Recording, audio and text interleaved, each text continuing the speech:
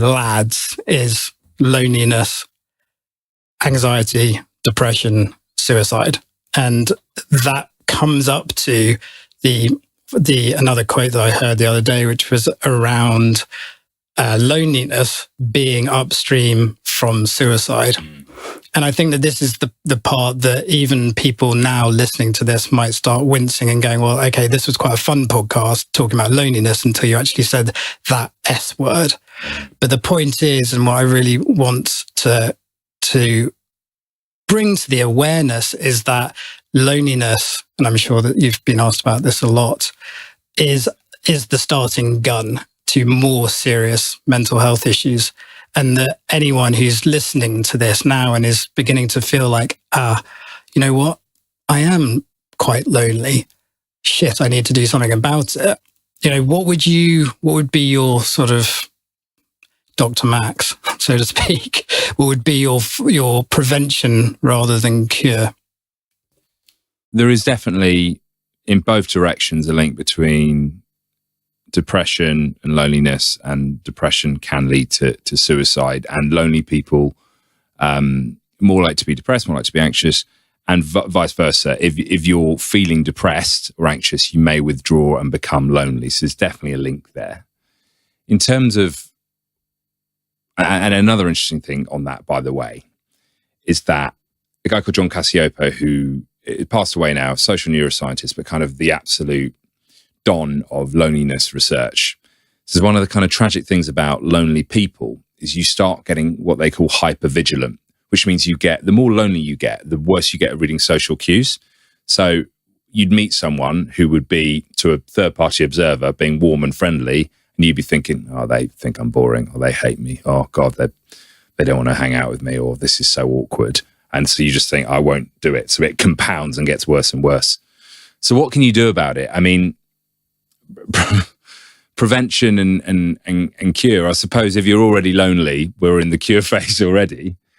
I'm happy to talk about things that are practical you can do if you feel at the moment you're either I am lonely or do you know what, I do need to put a bit more attention into my friendships. Would that be helpful to talk about some things? Yeah. I mean, there's loads of practical things, and they can start really small. So the first one I always say, and this is going to sound like really mundane, like you're doing a podcast with this guy, is show up. Actually show up. So when you get a text saying, do you want to come to my birthday lunch? Or when your mate says, we're having a quick pint after work tonight, or I'm having a barbecue next weekend, would you and your missus like to come? It's so easy to flake and go, oh, that's a bit far away, isn't it? Or I'm a bit tired, or we were going to watch the last episode of Succession, and not go. But friendship, it has a rhythm. And if you get out the rhythm, it's very hard to get back into it because it feels a bigger deal, and also you're less likely to get invited to stuff. I definitely had fallen out of that. Show up. It's the first one. Second thing is go first. So friendship is really contingent on leadership. People really want to socialize, especially blokes. Like blokes are I want to do something. And their male friends obviously do nothing. So if you organize something, they're like, oh, brilliant, yeah. But be the one who sends the text, who organizes that meeting. So this is the little anecdote I always share on this point, because people seem to connect to it. And I know a guy called Steve. He's got loads of friends. And so I said to him, why have you got so many friends? Like, what's your secret? He says, well, people call me the Sherpa, right? Because I organize everything. But if I didn't organize everything, we would never see each other. So that is a real simple way of thinking of it. Be the Sherpa. Where in your life could you be the one who shows a bit of leadership? And sometimes people don't reciprocate, and they're a bit of a pain in the ass, and people can be crap. But you got to keep going when that happens. But that again, it's quite a simple tip. Made a big difference. Here's one that maybe connects to something we said earlier about the sort of spaces where friendships happen.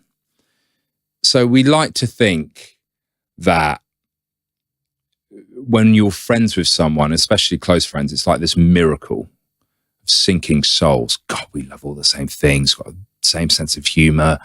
That we just gel. There's a bit of truth in that. But generally, we make friends with people who are a bit like us, who we see quite often.